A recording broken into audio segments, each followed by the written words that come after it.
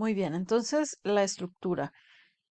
Una vez que nosotros ya hemos establecido el encabezado donde hacemos la creación del trigger, estableciendo un tiempo, el nombre del trigger, que básicamente aquí siempre pongo el nombre de la tabla que va a, a tener esta tiempo de activación y este tipo de operación, y ya posteriormente el trigger event, que va a ser básicamente la operación que activa en ese tiempo a esa tabla. ¿Ok? Que va a ser insert, update y delete. Entonces, una vez establecido esto, luego la siguiente instrucción, es decir, otra vez el trigger time, el trigger event sobre la tabla. Entonces, básicamente me traigo este dato establecido aquí, lo pongo acá. Este dato establecido aquí lo pongo acá y este dato establecido acá lo pongo acá. Y le digo que es para cada registro. Esto se va a hacer para cada registro de esa tabla. Entonces, for each row también es una instrucción que va como tal. Hay un begin, está el cuerpo del trigger, hay un end y hay los mismos símbolos utilizados como delimitadores. Ahora, para hacer referencia a los datos de esa tabla que se está activando a través de ese evento y a través de ese tiempo, nosotros vamos a hacer referencia a través de estas palabras reservadas, new y old. Entonces, new va a aplicar solamente para insert porque son los datos que se envían como un nuevo registro. Entonces, si hay algo que tenga que manipular antes de hacer la inserción, pues los hago referenciándolos a través del new, pero también va a hacer referencia a, por ejemplo, si yo quiero cambiar un dato que ya existe en un registro, que es lo que hacemos con un update, es una modificación a algo existente en una tabla. Entonces yo puedo llamar a través del objeto new el nuevo dato que voy a reemplazar en ese campo de esa tabla, y puedo llamar al dato ya existente en ese registro, en esa tabla, a través de old. Entonces, update va a responder a ambos objetos, a new y a old.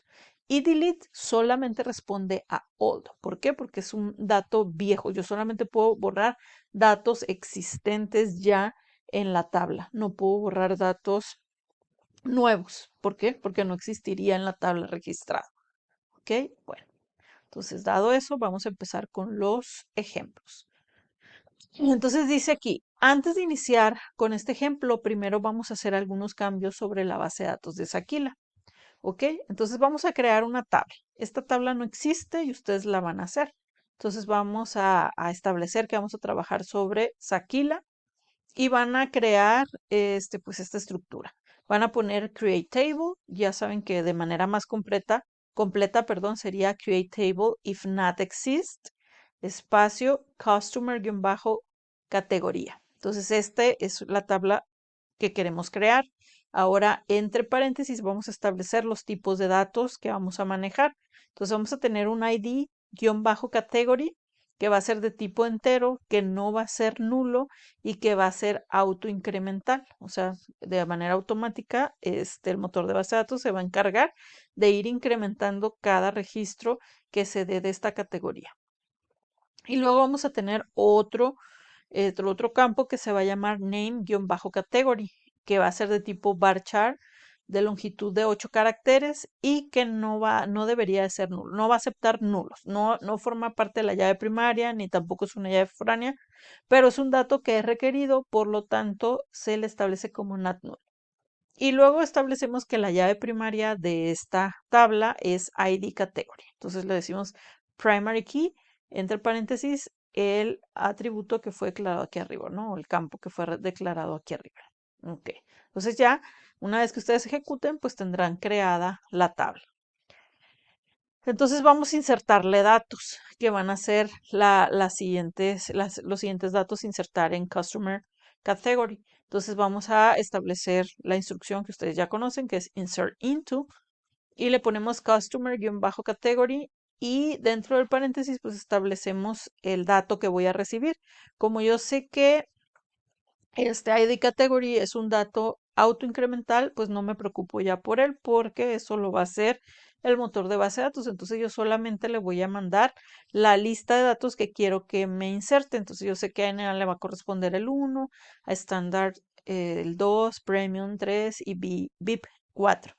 Entonces, si hacemos esto y posteriormente hacemos una proyección sobre la tabla Customer Category, entonces ustedes van a ver en la tabla esta información que fue insertada, ¿no? Y estos datos que ustedes no los mandaron, pero que el motor de base de datos pues se dio a la tarea de generarlos, ¿ok?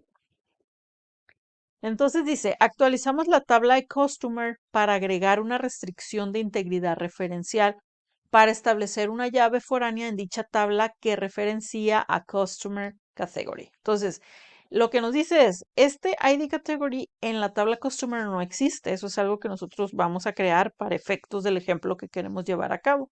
Entonces, ya saben ustedes que esta es una manera de agregarle campos a estructuras que ya existen en nuestro esquema o en nuestra base de datos y que ya tienen datos. Entonces, pues no vamos a borrar y volver a crear todo eso porque implicaría pues hacer un respaldo de datos y un montón de cosas. Aparte, si hay integridad referencial sobre esa tabla, pues implicaría borrarlos de donde estás fungiendo como fuente, ¿no? Entonces, para no tener ese tipo de problema, pues SQL proporciona esta facilidad, ¿no? De poder escalar o hacer crecer una estructura sin necesidad de borrarla completamente y volverla a crear. Entonces eso se consigue a través de la instrucción alter table, que ya ustedes estuvieron trabajando también. Entonces le decimos alter table, quiero modificar la tabla customer. Entonces, alter table customer.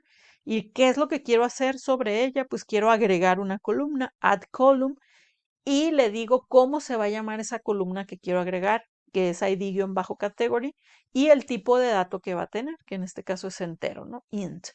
Entonces, ejecuto esto y se va a agregar esta columna a la tabla customer.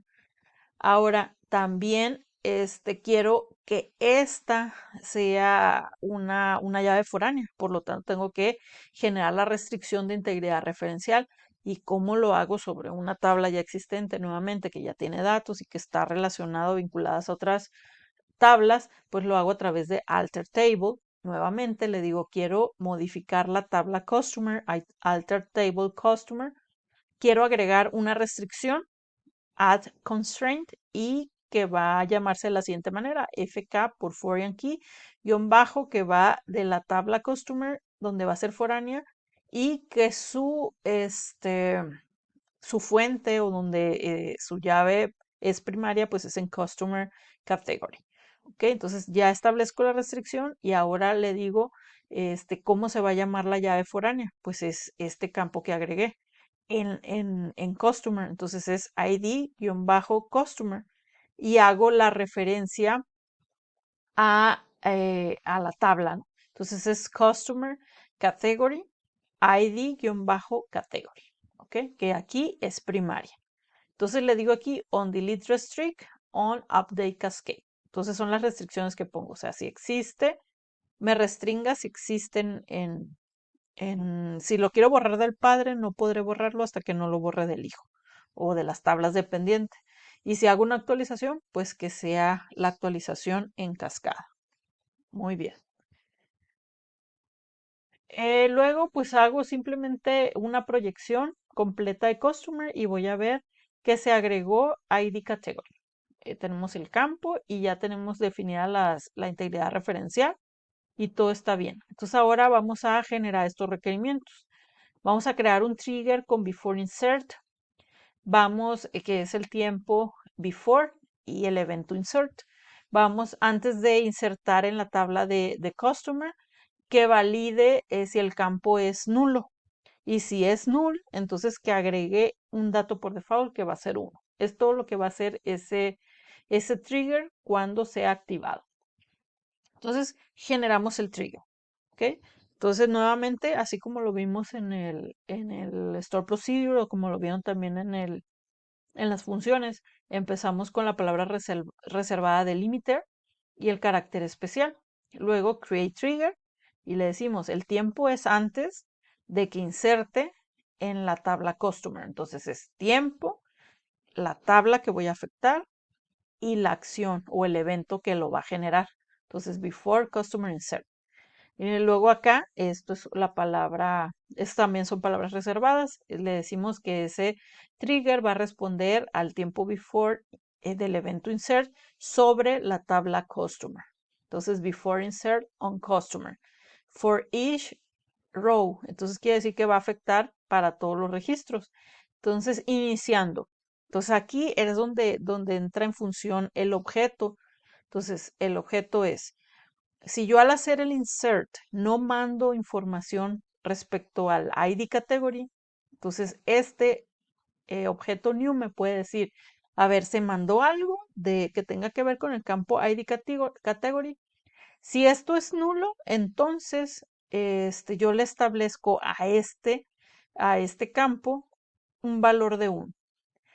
Y si esta condición no se cumple, entonces simplemente no hago nada, respeto el valor que se mandó y ese se insertará. ¿Ok? Eso es todo lo que hace este trigger. Entonces realizamos una prueba. Entonces aquí tenemos la tabla customer, aquí vemos que pues esta es la llave primaria, que hay otros datos que están en negritas, que lo que significa que, por ejemplo, este es un dato foráneo, este es un dato foráneo, este es otro dato foráneo, y el last name no es un dato foráneo, pero probablemente está en negritas porque es requerido, ¿no? Es not null. Entonces, aquí nos muestra de manera general, pero ustedes pudieran, este, ingresar a más información del objeto para que les diga específicamente de dónde proviene y cuáles restricciones tiene. Entonces nosotros mandamos hacer un insert into a customer. Entonces solamente estoy pidiendo que me den los datos de store ID, first name, last name, address ID y es todo lo que pido. Y como se observa, no he pedido ID category. Entonces voy a mandar los valores en values. Entonces le pongo 1 para el store ID. El first name va a ser Sukei, el last name va a ser Nakashima y la dirección asociada pues es el ID 1. Entonces yo envío esto, se hace la inserción y aquí pues ya imprimo el último registro. Le digo, imprímeme o muéstrame el contenido de la tabla customer, pero de mayor a menor y solamente quiero el primer registro, un registro en ese orden, ¿no? Entonces eso va a traer el último cliente insertado. Y como pueden observar, yo aquí solamente di store ID, first name, last name y address. Entonces, customer ID es un AI, quiere decir que es autoincremental. Entonces, este se generó solo, yo no lo mandé. Lo generó el motor de base de datos. Entonces, store ID, ese sí lo mandé yo, es 1, corresponde, es correcto.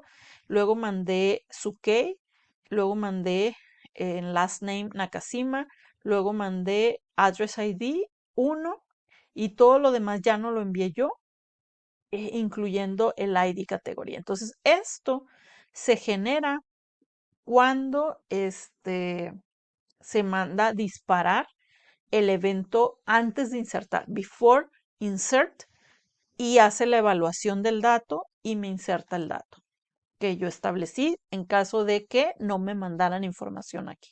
¿Ok? Seguir con el siguiente ejemplo, que es el ejemplo 4. Entonces dice, para realizar este ejemplo va a ser necesario crear la tabla Staff Salary. Entonces ahorita nosotros solamente tenemos una tabla de staff que representa a los empleados de las tiendas, están asociados a una tienda, cada empleado, y un empleado puede ser manager de una tienda. Es lo que nos dice ahí. ¿Ok? Entonces, pues bueno, establecemos como buena práctica que queremos trabajar sobre el esquema o la base de datos de Saquila. Establecemos que si ya existe esta tabla, pues que la borre para que me permita crearla. O bien, si esto no lo tengo, esta validación también es una buena práctica, donde yo le digo solamente créame esta tabla si no existe, ¿ok? Para que no me vaya a marcar error en caso de que exista. ¿Ok? y creamos los siguientes atributos o los siguientes campos de esta tabla que la describen, que son los siguientes.